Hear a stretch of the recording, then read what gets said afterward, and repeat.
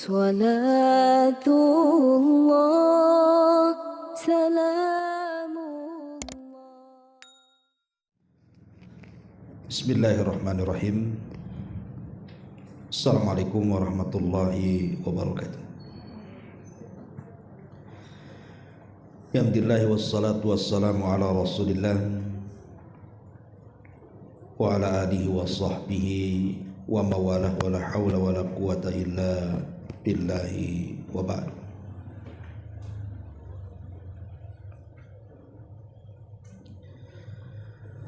Alhamdulillah, segala puja dan puji hanya milik Allah subhanahu wa ta'ala. Salawat dan juga salam kita hadiahkan kepada Rasul kita Nabi besar Muhammad sallallahu alaihi wa ala alihi wasallam.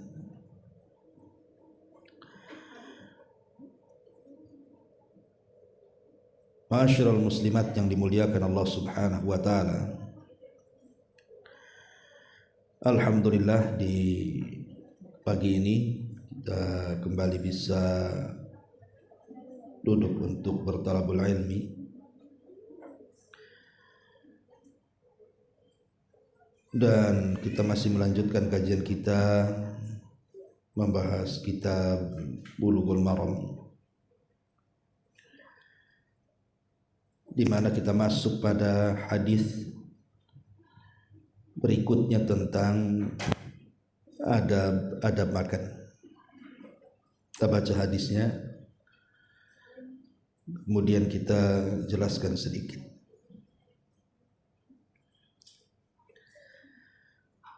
Hadis ini dari Abdullah ibn Abbas radhiyallahu anhuma. Dan Abdullah ibn Abbas radhiyallahu anhuma adalah turjumanul Quran, pakar Al-Quranul Karim. Dan Allah subhanahu wa ta'ala nugerahkan kecerdasan kepada Abdullah ibn Abbas ini sejak kecil. Bahkan di masa Umar ibn al-Khattab radhiyallahu an, beliau menjadi menteri termuda karena kecerdasannya yang Allah anugerahkan kepadanya dan berkat doa Nabi. Karena sewaktu Abdullah ibn Abbas ini baru lahir, maka Abbas ayahnya menghantar bayi itu kepada Nabi SAW. Maka Nabi SAW mendoakan dengan doa yang masyhur dicatat dalam sejarah, Allahumma faqihhu fiddin wa 'allimhu ta'wila. Ya Allah, cerdaskan anak ini dalam agama dan cerdaskan anak ini dalam Al-Quran. Makanya ketika kemudian dia beranjak besar dan dewasa, betul-betul Abdullah ibn Abbas radhiyallahu anhu menekuni Al-Quran, dan jadilah dia sayyidu ahli tafsir, pemimpinnya ahli tafsir. Bahkan dalam sejarah, Abdullah ibn Abbas ini berhasil mengembalikan sebagian besar kaum muslimin yang keluar dan hendak memberontak kepada Amirul Mukminin Ali ibn Abi Thalib radhiyallahu anhu di masanya. Ketika mereka pulang dari Siffin, peperangan melawan kubunya Muawiyah bin Abi Sufyan, maka sebagian pasukan itu keluar dari pasukan Ali, tentu dengan berbagai macam alasan mereka. Maka Ali radhiyallahu an akhirnya mengutus Abdullah ibn Abbas untuk menasihati mereka. Terjadilah dialog panjang. Akhirnya berkat kecerdasannya, sebagian pasukan kembali lagi bergabung dengan pasukan Ali radhiyallahu an. Taib, kita tidak hendak menjelaskan siapa Abdullah ibn Abbas, tetapi ini hanya biografi singkat saja. Dan Abdullah ibn Abbas termasuk dari orang yang banyak meriwayatkan hadis sampai kepada kita. Qala, dia mengatakan, qala Rasulullah sallallahu alaihi wasallam, bersabda Nabi sallallahu alaihi wasallam, idza akala ahadukum ta'aman, jika salah seorang di antara kalian hendak makan. Jadi kalau salah seorang di antara kalian makan, fala yamsah yadahu, maka janganlah ia mengusap tangannya, hatta yal'aqaha au yul'iqaha, sampai dia menjilatnya atau yang lain yang menjilatnya. Hadis ini dikeluarkan oleh Imam Al-Bukhari dalam kitab Al-At'imah. Artinya hadis ini hadis sahih. Dan hadis ini menjelaskan kepada kita salah satu dari adab-adab ketika kita makan. Di antaranya hadis ini menunjukkan bahwa di antara adab makan itu disunnahkan untuk menjilat jari. Kenapa demikian? Karena kalau kita makan menggunakan jari kita dengan tangan kanan kita, biasanya kan ada sisa-sisa makanan, sisa-sisa kuah atau apa namanya yang melekat dalam tangan. Maka sebelum kemudian tangan itu dibersihkan, dicelupkan ke kobokan bahasa kitanya, atau mungkin dilap dengan tisu basah atau tisu kering, atau dengan lap kain dan yang semacamnya, maka terlebih dahulu dijilat. Tangan itu dijilat dulu. Ini sunnah Nabi. Ini yang pertama. Kemudian yang kedua, sunnah ini dilakukan untuk apa coba? Untuk menjaga keberkahan makanan. Jadi kenapa Nabi SAW menyunahkan untuk menjilat jari setelah makan? Karena di situ ada keberkahan. Kemudian juga yang ketiga, hukum menjilat tangan setelah makan ini tidak wajib memang, tapi termasuk sunnah Nabi. Dan ini pendapat mayoritas para ulama. Jadi itu termasuk sunnah amaliyah namanya, sunnah amal yang diajarkan Nabi SAW. Ma'asyiral muslimat yang dimuliakan Allah Subhanahu wa taala. Kemudian juga alasan yang paling jelas adalah karena dalam makanan yang kita makan itu Bu, itu kan ada berkahnya. Sementara kita tidak tahu berkahnya ada di mana.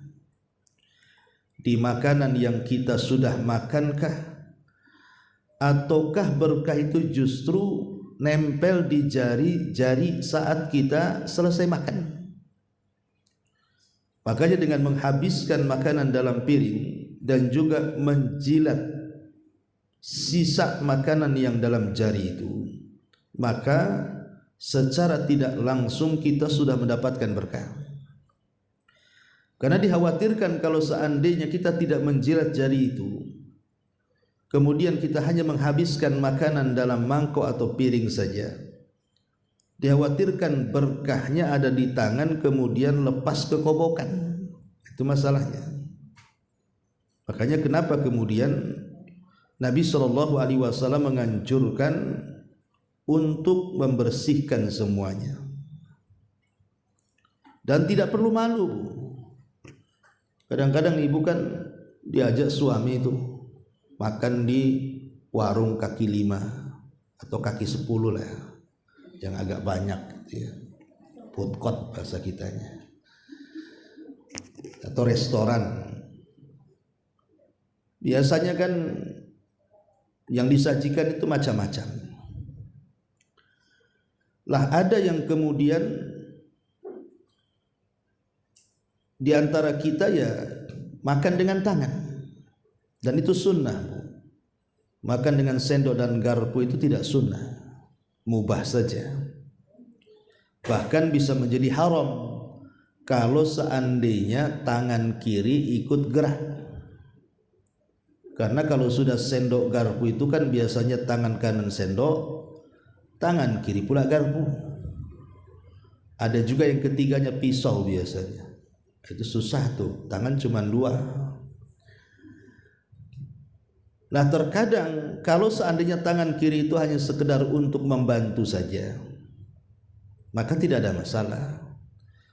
Tapi kalau seandainya kemudian tangan kiri juga ikut menyuapkan, ya, jadi kanan menyuap, kiri juga menyuap, itu nggak boleh, ya, haram hukumnya makan dengan tangan kiri.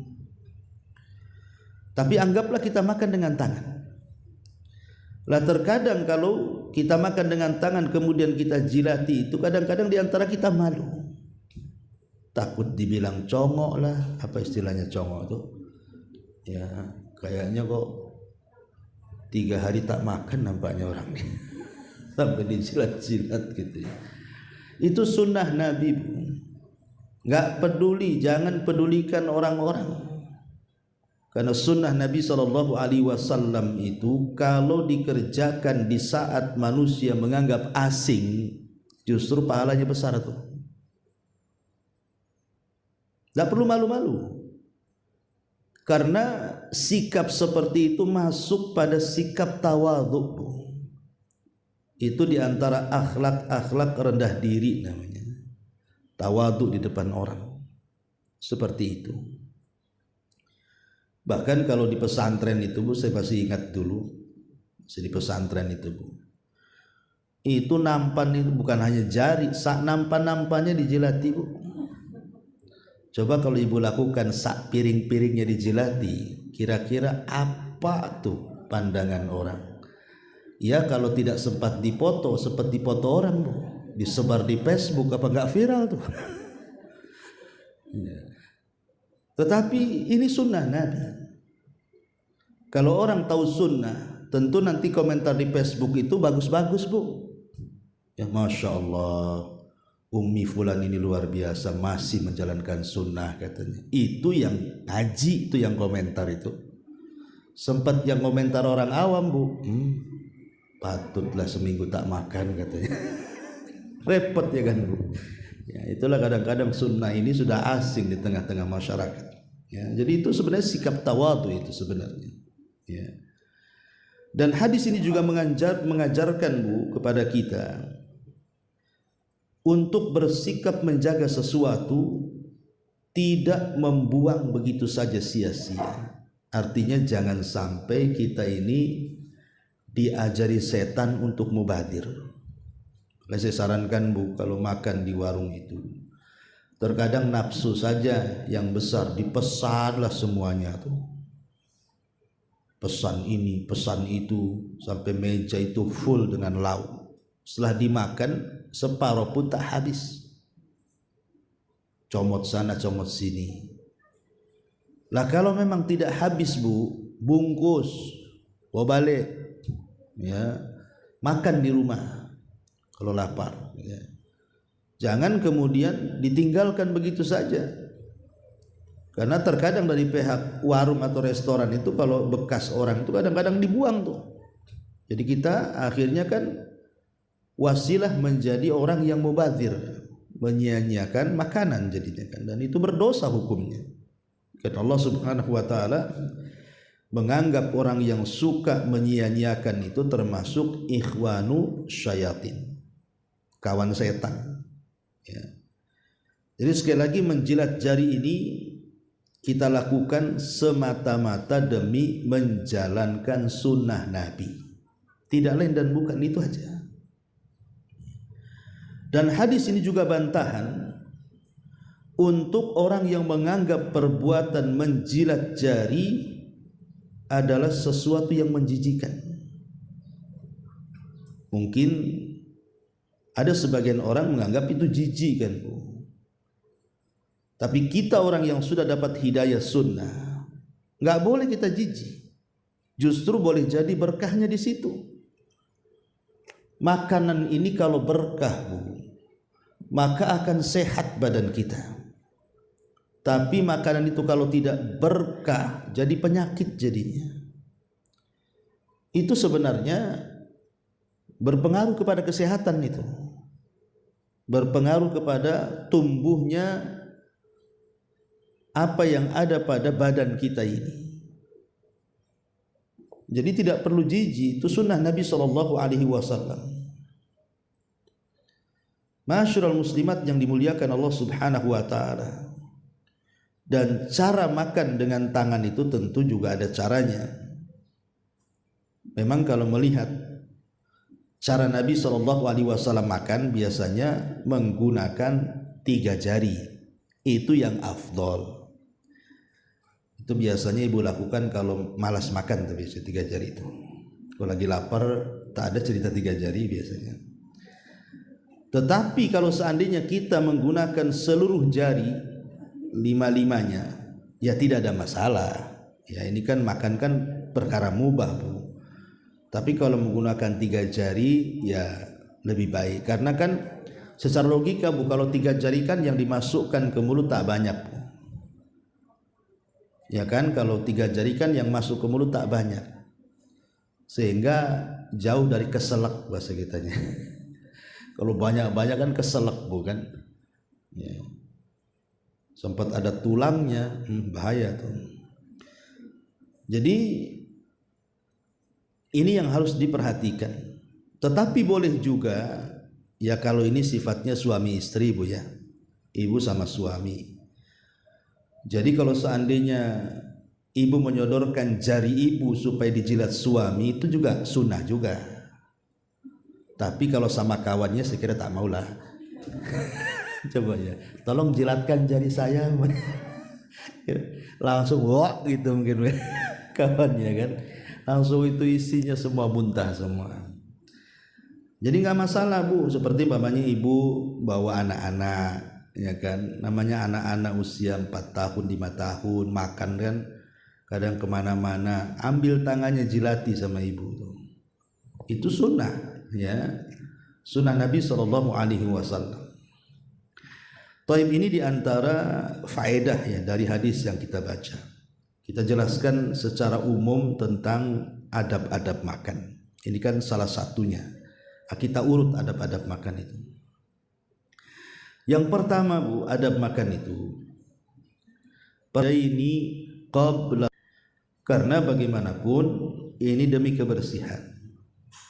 Jadi syarat Islam itu sudah mengajarkan disuruh mencuci sebelum makan, sebelum ada corona, ya, yang mengharuskan mencuci tangan. Islam sudah dulu 14 abad yang silam, setiap mau makan, setiap mau wudu, setiap bangun tidur itu disunahkan mencuci tangan.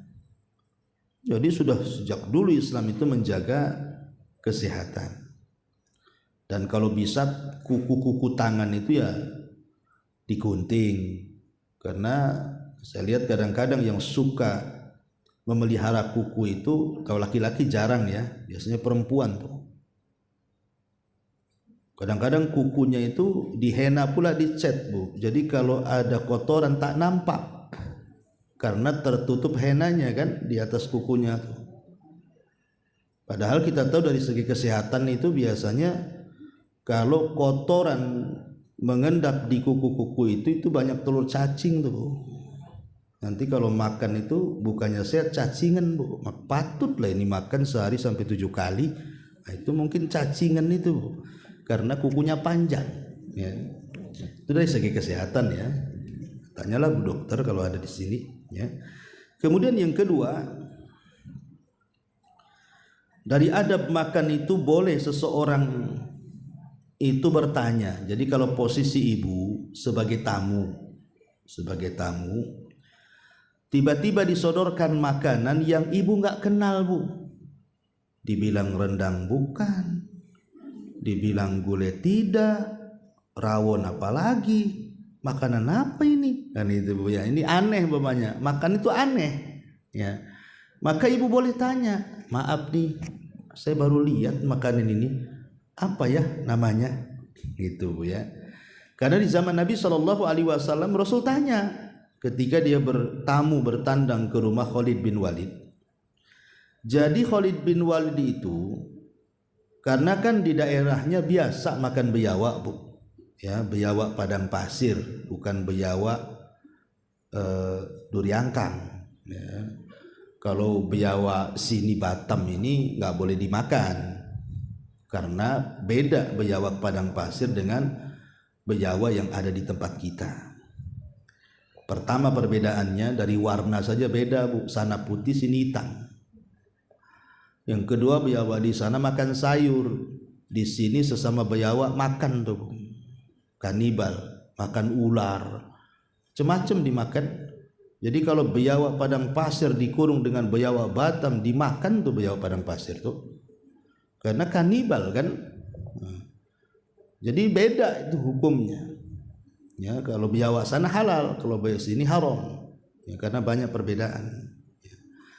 Jadi Khalid bin Walid ini masak biawak, dhab dalam bahasa Arabnya. Kemudian disodorkan kepada Nabi SAW. Nabi ini aneh karena di daerah dia tidak ada makanan itu dan tidak pernah makan pula biawak. Ya. Maka Nabi bertanya, ini apa wahai Khalid? Maka Khalid mengatakan, ini biawak wahai Rasul. Maka Nabi SAW tidak memakannya tapi tidak melarangnya. Itulah Nabi SAW. Kata Aisyah radhiyallahu anha, ma'aban Nabi sallallahu alaihi wasallam ta'aman qat idza ishtahahu akalahu wa in karihahu tarakahu. Ya. Kata Aisyah ummul mukminin radhiyallahu an, Nabi itu tidak pernah mencela makanan sama sekali. Kalau suka beliau makan, kalau tak suka beliau tinggalkan. Dan ini mukjizat Bu, ya, mukjizat Nabi SAW yang nggak bisa kita lakukan loh. Kita ini satu hari nggak mencela makanan kayaknya nggak bisa tuh. Ibu diajak makan bakso sama kawannya, nanti ditanya pula tuh, boleh nggak rasanya? Bisa diulang katanya. Kayaknya 50% katanya. Anda bisa diulang ini katanya. Kadang-kadang vulgar pula dia ngomong, bakso apa ini, asin kali, jangan-jangan mau kawin lagi katanya. Jadi kadang-kadang kita ini latah bukan? Keasinan ya dibilang asin, terlalu jujur ibu ini kadang-kadang. Ya, kadang-kadang nih sudah ngomong sama kawannya, sempet-sempetnya ngomong pula sama yang punya warung. Bu, bisa masak nggak Bu katanya. Kadang-kadang la ilaha illallah. Jadi Nabi itu loh tidak pernah mencela makan. Kalau suka makan Bu, kalau tidak suka sudah, tidak usah dikomentari makanan itu.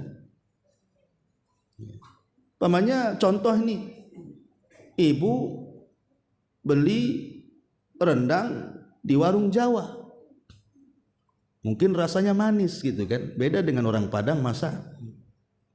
Dimakan kok manis sekali. Itu tak pandai masak katanya. Nah ini kok dicelak pula orangnya. Jadi sudah dosa dua kali itu kadang-kadang, makan yang dicela, orang yang buat pula dicela. Maka kalau memang tidak suka ya sudah jangan dimakan. Kalau suka tambah dengan itu. Jadi Nabi SAW ketika melihat biawak itu, karena Rasul tidak suka, tidak ada di tempat dia, ya Rasul tidak makan, tapi juga nggak melarang, diam saja. Ya. Tetapi bertanya, ini makanan apa? Ya ini nggak apa-apa. Kalau memang makanan yang disodorkan itu aneh, gitu ya, ibu tidak pernah melihat. Ya. Ini yang kedua. Yang ketiga, al-mubadaratu ilal akli idza quddima ilaihi at-ta'am min mudhifihi. Kalau ibu bertamu, kemudian tuan rumah itu langsung menyodorkan makanan Bu, jangan tunggu lama-lama, langsung makan. Langsung makan. Supaya itu bentuk menghormati bahwa dia suka dengan makanannya. Makanya kan kita kalau ada tamu kemudian suruh makan, kok makannya lahap, itu senang rasanya kita. berarti makanan kita cocok di lidah dia kan. Tapi kalau hanya sesuap dua suap itu jadi pertanyaan, jangan-jangan masakan saya tak enak, nah gitu kan. Lah makanya kemudian segera makan, karena itu bagian daripada sunnah Nabi Shallallahu Alaihi Wasallam. Kemudian yang keempat, jangan lupa baca basmalah. Kadang-kadang lupa karena saking laparnya, saking enaknya makanan favoritnya, lupa dia pula baca basmalah. Baca bismillah supaya setan tidak ikut makan di situ. Makanya Nabi SAW mengatakan, idza akala ahadukum falyadhkurismallah. Apabila salah seorang di antara kalian makan, jangan lupa baca nama Allah, bismillah. Fa in nasiya an yadhkura ismallah fi awwalihi falyakul bismillah awwalahu wa akhirah. Kalau ibu lupa nih baca basmalah di awal bu, baru ingat di tengah atau baru ingat di akhir, langsung ibu katakan bismillahi awwalahu wa akhirahu. Nah, ngomong begitu ya. Ini yang keempat. Kemudian yang selanjutnya, ini kan adab sebelum makan bu ya. Sekarang masuk kepada adab di tengah-tengah makan. Kalau tadi yang 4 yang saya sebut itu adab sebelum makan tuh bu. Nah, sekarang masuk saat makan. Yang pertama, makan dengan tangan kanan, jangan kidal ya, makan dengan tangan kanan. Karena Nabi SAW mengatakan, la ya'kulanna ahadum minkum bishimali wa la yashrabanna biha fa inna syaitan ya'kul bishimali wa yashrabu bishimali. Kata Nabi, janganlah salah seorang di antara kalian makan dengan tangan kiri, makan dan juga jangan makan dengan minum tangan kiri. Jangan makan dengan tangan kiri, jangan minum dengan tangan kiri. Alasannya karena setan makan dan minum dengan tangan kiri. Artinya ketika kita makan dengan tangan kanan, berarti makan kita menyelisihi makannya setan, gitu maksudnya ya. Dan siapa yang menyelisihi makan setan saat makan dan dia niatnya untuk menyelisih setan, jadi ibadah tuh makan tuh, jadi berpahala bu. Ya, jadi saat ibu menyuap makanan dengan tangan kanan dari piring, niatkan dalam hati ibu, saya makan ini untuk menyelisih setan, makanya saya pakai tangan kanan.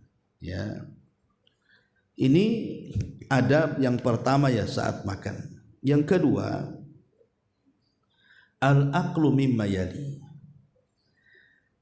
Disunahkan bu kalau makan rame-rame, ibu makannya rame-rame ya, entah 2-3 orang disediakan makan, maka makanlah dan ambillah lauk yang terdekat bu, dari pinggir dulu, jangan main comot yang jauh-jauh dicomot pula kan itu.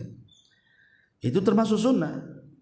Karena di zaman Nabi SAW ada anak kecil namanya Amr ibn Abi Salamah, anak kecil. Namanya anak kecil kan nggak punya adab kadang-kadang bu. Dia ambil lauk yang jauh, padahal di dekat dia ada lauknya tuh. Ketika dia mau ngambil yang jauh, kata Nabi SAW, langsung ditegur, ya gulam sammillah wa kul biyaminik wa kul mimma yalik. Wahai anak kecil, bacalah basmalah, makanlah dengan tangan kananmu, ambil yang terdekat denganmu. Ini juga termasuk adab. Kemudian yang ketiga, ghaslul yadi ba'da ta'am. Sebagaimana tadi mencuci tangan sebelum makan, maka cuci tangan juga setelah makan. Kemudian yang keempat, al-madmadatu. Disunahkan berkumur-kumur bu. Kan kalau di warung-warung, di restoran itu kan biasanya kan ada wastafel gitu kan. Jadi setelah kita cuci tangan, ambil air, kumur-kumur juga tuh. Ya, dan itu termasuk sunnah Nabi SAW sebagaimana yang dikeluarkan Al-Imam Al-Bukhari. Kemudian juga kalau seandainya ibu bertamu kemudian diberi makan sama tuan rumah, maka setelah makan doakan. Jangan lupa berdoa kepada tuan rumah yang kasih makan. Makanya Anas bin Malik radhiyallahu an, beliau meriwayatkan ketika Nabi SAW datang ke rumah Sa'ad bin Ubadah, salah satu pembesar Khazraj. Kemudian didatangkan roti dan juga minyak zaitun. Kemudian Nabi SAW memakannya. Maka setelah makan Rasul mendoakan Sa'ad bin Ubadah. Apa kata Rasul? Aftara indakumus shaimun wa akala ta'amukumul abrar wa sallat alaikumul malaika. Orang-orang yang berpuasa, karena kebetulan Rasul sedang berpuasa ketika itu kan. Orang-orang yang berpuasa telah berbuka di sisi kalian, dan orang-orang baik telah makan di sisi kalian, dan mudah-mudahan malaikat mendoakan kalian. Dan itu jadi Rasul mendoakan. Jadi doakan orang yang ngasih, ya doa apa saja yang jelas doa kebaikan lah. Semoga karena sudah ngasih makan, saya sudah kenyang. Ya, semoga sehat, diluaskan rizkinya, disehatkan badannya, diberkahi keluarganya. Pokoknya doakanlah. Nah, itu namanya bersyukur dari pemberian orang. Kemudian yang nomor 6, saat makan ya tadi sudah saya singgung di awal, makan dengan 3 jari, dengan 5 jari pun mubah hukumnya, ya. Lah termasuk juga yang ke-7 dalam hadis yang kita bahas tadi, kita boleh disunahkan menjilat jari-jari. Dan tidak boleh yang ke-8 makan bersandar, Bu. Makan bersandar depan ke pintu atau ke dinding, ke tiang, enggak boleh. Ya, Nabi melarang. Tidak boleh makan itu sambil bersandar. Ya. Dan tidak boleh ketika makan itu, Bu, seseorang itu mengeluarkan dahak, ya. Apalagi di depan orang. Kalau ibu umpamanya umbelen atau apa namanya umbelen itu ya. Ya, ispa lah, penyakit hidung, meler gitu, Bu, ya. Maka kalau lagi meler, Bu, menjauh, Bu, ambil tisu jauh, keluarkan di luar. Ini dikeluarkan depan orang makan kan, apa enggak muntah semua orang di situ tuh. Ya, jadi ini juga termasuk adab, jangan meludah sembarangan, jangan mengeluarkan dahak sembarangan, menjauh. Kecuali ibu makan sendiri terserah, mau dahaknya masuk dimakan lagi itu urusan ibu tuh. Kan itu ya. Tapi ke depan orang ya enggak boleh, itu kan menjijikan, Bu, ya kan. Jadi harus dipahami, ya.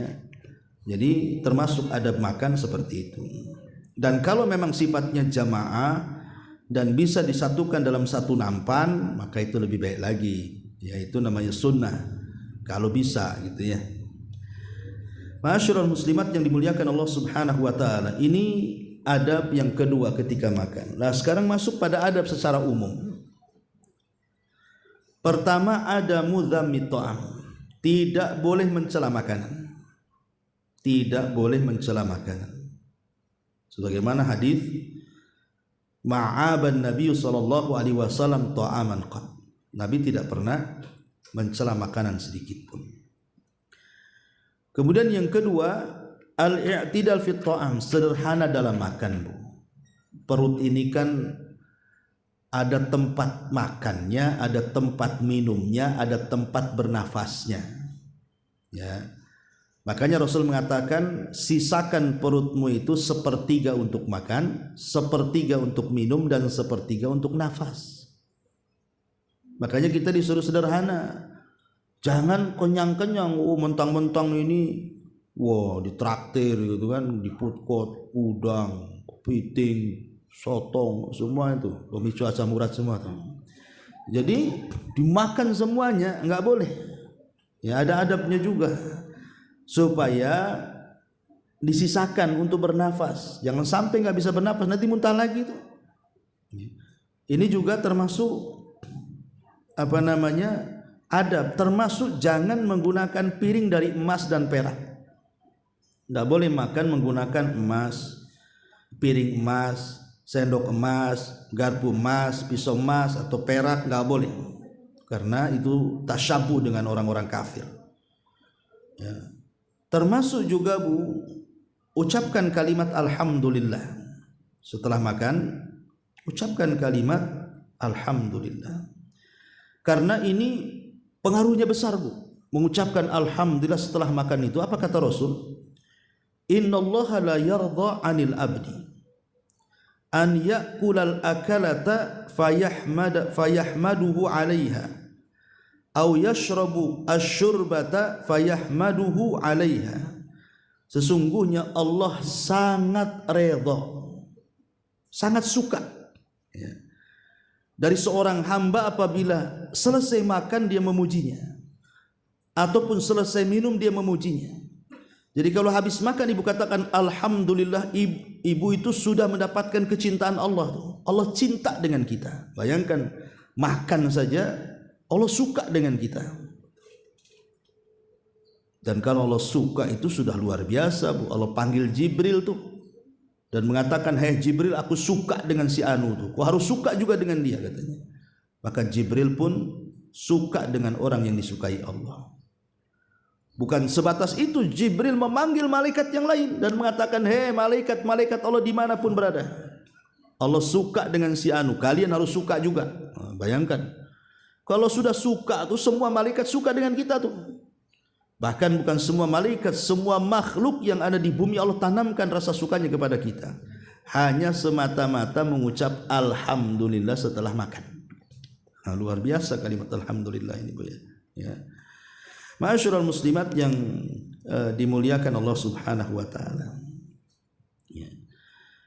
Adapun ibadah-ibadah yang berkaitan dengan makanan adalah makan saat iftar, itu ibadah, Bu. Makan saat iftar setelah puasa ini termasuk ibadah. Makanya Rasul sampai mengatakan apa? Segerakan makan. Maksudnya segerakan berbuka. Suruh cepat-cepat makan tuh apabila datang waktu maghrib. Kan itu berpahala.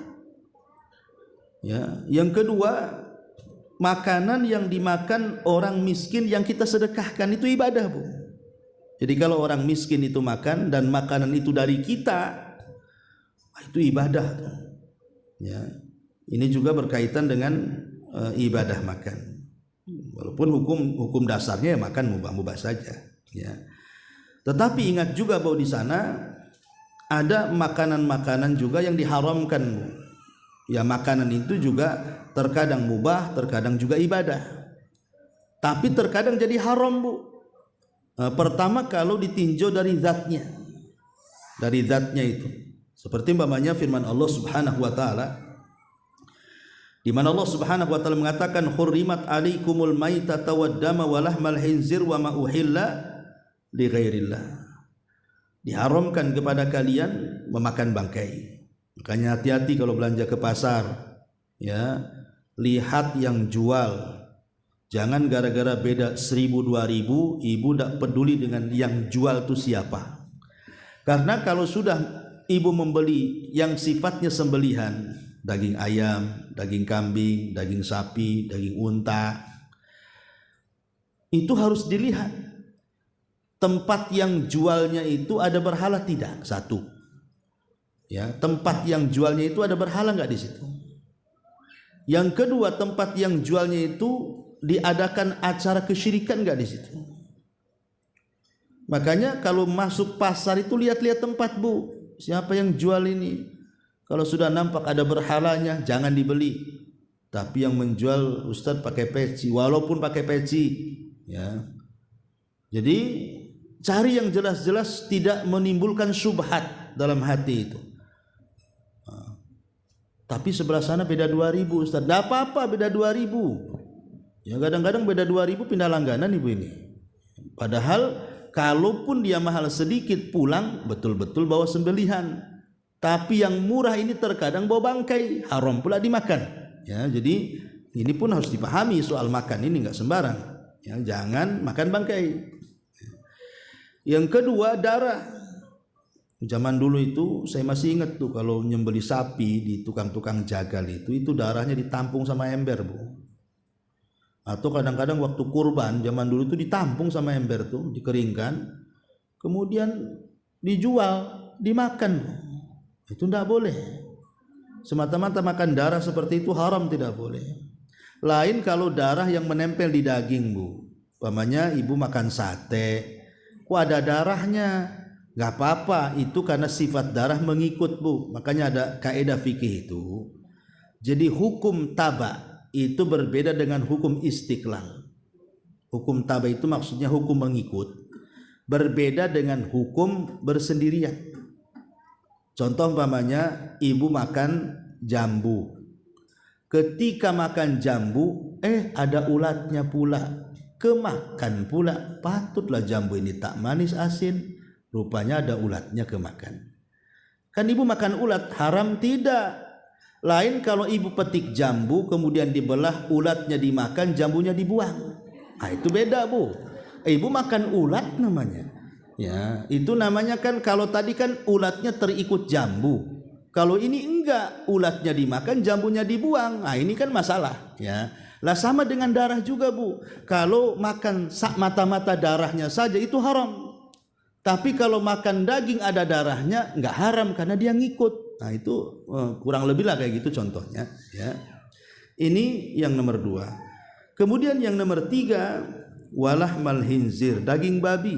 Jelas daging babi itu apalagi banyak yang kenapa babi diharamkan itu kan karena banyak madorotnya, ya. Kemudian juga wa ma uhilla li ghairillah, dan sembelihan-sembelihan yang ketika disembelih tidak menyebut nama Allah, itu haram juga, tidak boleh dimakan. Nah, itu yang sifatnya namanya zatnya, Bu, ya.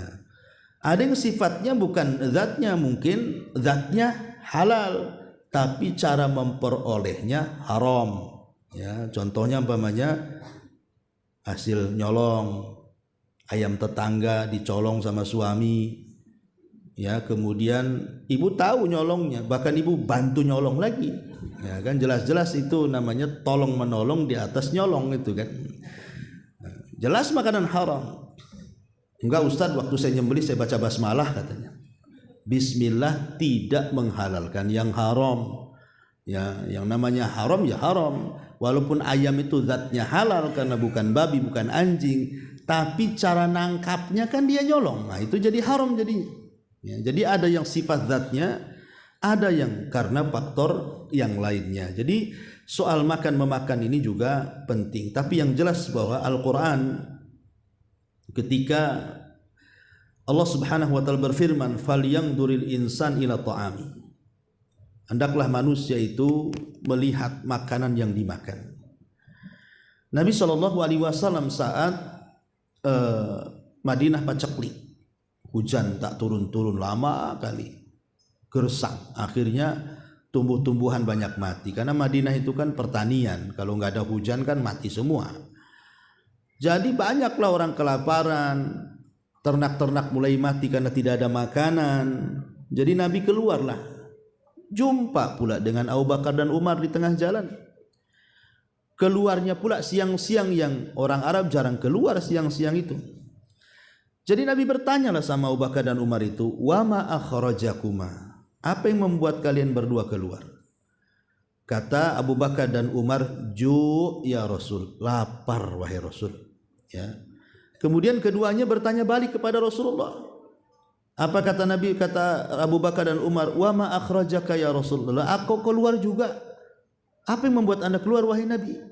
Maka Nabi juga mengatakan, ju ya Rasul, ju ya Umar wa ya Abu Bakrin, lapar juga wahai Umar dan Abu Bakar. Jadi tiga-tiganya keluar rumah itu lapar karena nggak ada yang dimakan. Sama dengan ibu kalau lapar di rumah kan mesti keluar cari, tapi sekarang enggak sih, karena COD sih masalahnya, ya. Jadi kalau zaman dulu kan nggak ada COD pasti keluar cari makan. Nah, kalau dimakan nggak, di rumah nggak ada makanan. Dalam riwayat ketika Abu Bakar mengatakan ju wahai Rasul, lapar wahai Rasul, Abu Bakar menyingkap pakaiannya, rupanya ada satu batu diikat di perutnya, Bu. Jadi orang dulu kalau lapar naruh batu di perut, diikat, ditekan ke dalam supaya ngurangi rasa lapar. Umar juga sama, meletakkan batu di perutnya, ditekan ke dalam supaya ngurangi rasa lapar. Ketika Nabi SAW bilang lapar, kemudian menunjukkan perutnya bukan satu batu, rupanya 2 batu pula di perut Nabi itu. Berarti Nabi jauh lebih lapar dibandingkan Abu Bakar dan Umar. Itulah teori orang dulu. Jadi ibu kalau lapar ambil batu, ya, taruh di perut diikat kan itu ya. Itu teori zaman dulu. Ngapain cari batu? Makanlah kalau lapar kan gitu. Makanan banyak sekarang kan. Tapi orang dulu kan susah cari makan. Makanya Nabi SAW akhirnya mengajak Abu Bakar dan Umar ke rumahnya Abu Haytham ibn Tihan. Orang yang sangat dermawan yang kebetulan rumahnya itu di ujung Madinah di perbatasan. Berangkatlah 3 orang ini ke rumah Abu Haytham ibn Tihan ini. Sesampainya di rumah, tak ada pula Abu Haytham ibn Tihan ini, yang ada istrinya. Dan istrinya menghabarkan bahwa suaminya sedang pergi mencari air bersih. Karena air bersih susah gitu ya. Maka sebagai adab Nabi SAW tidak masuk ke rumahnya, nunggu di luar. Nah begitu Bu, kalau memang ibu tak, ada tamu laki-laki, suami tak ada, tamunya mau nunggu, jangan dibawa masuk ke rumah. Kunci aja rumah itu, tunggu di luar sampai suaminya datang. Karena bahaya ya kan.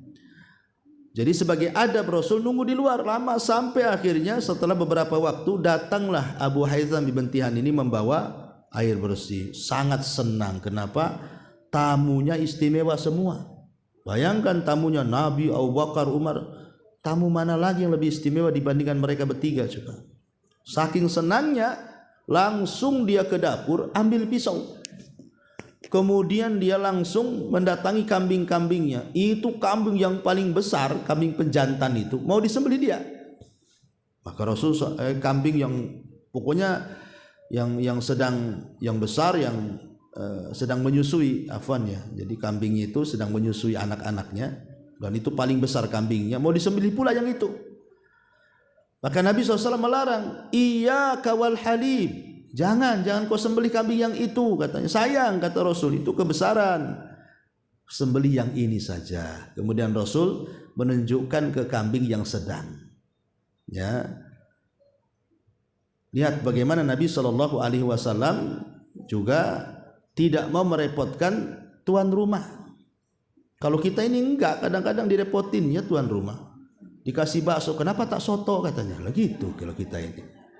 Ya dikasih soto, kenapa tak ada rendang katanya. Lah makin melunjak nih tamunya nih. Jadi Nabi itu justru tidak merepotkan tuan rumah. Jangan sampai kemudian merugikan tuan rumah. Ya. Kadang-kadang disuruh beli pula di luar. Nah, ini kan lebih parah lagi. Kadang tak mau makan, saya kalau nggak nasi padang nggak mau saya. Ah ini kan repot nih tamu kayak gini nih. Jadi terima lagi Bu kalau tamu kayak gini nih. Ya, jadi Nabi SAW sampai ngomong begitu, jangan sembelih yang itu, sembelih yang ini saja katanya. Akhirnya disembelihlah kambing itu sampai kemudian direbus sama Abu Haytham ibn Tihan, kemudian ditaruh di meja. Di situ ada 3 jenis makanan, ada kambing rebus, ada tamar, kurma kering, dan ada air putih. Lah Abu Bakar, Umar itu sudah berada di depan makanan. Begitu juga Nabi dan Abu Haytham ibn Tihan. Tinggal makan aja. Tapi kan orang ini tidak berani kalau Nabi tidak duluan makan. Ketika Nabi SAW melihat daging kambing rebusan itu keluar asap gitu ya, tiba-tiba Rasul menangis. Ya. Jadi melihat Nabi menangis, Abu Bakar ikut-ikut nangis Bu. Jadi Abu Bakar nangis itu karena melihat Nabi nangis, ikut nangis dia. Abu Bakar itu tidak berpikir bagaimana dia mencontoh Nabi. Rasul tertawa ikut tertawa, Rasul nangis ikut nangis. Itulah Abu Bakar Bu. Ya. Umar beda pula. Umar tanya, afi hadil halah tabki ya Rasulullah. Rasul, kita ini dihadapkan dengan makanan, masa kita nangis? Hilanglah selera. Ya. Kemudian Nabi SAW mengatakan kepada Umar, ya Umar, alhaqumut takatsur hatta zurtumul maqabir. Kalla sawfa ta'lamun, sampai kepada ayat la tus'alunna yauma idzin anin na'im. Hei Umar, ini nikmat yang ada depan kita ini akan ditanya. Ini daging yang kita makan akan ditanya. Ini air putih yang kita minum akan ditanya. Ini kurma kering yang kita makan akan ditanya. Semua akan ditanya. Sehingga karena makanan itu semua akan ditanya, Bu, maka hati-hatilah cara makan. Ikut sunnah Nabi, dan yang dimakan juga harus yang baik dan yang halal. Karena semua akan ditanya masalahnya soal makan-makan ini. Ya bukan asal makan saja, enggak. Tanya juga makan itu halal haramnya, baik enggaknya, ya sehat tidaknya, semua akan ditanya. Ya, wallahu a'lam. Ini diantara faedah hadis yang kita baca di siang hari. Taib, sebelum saya tutup, silakan.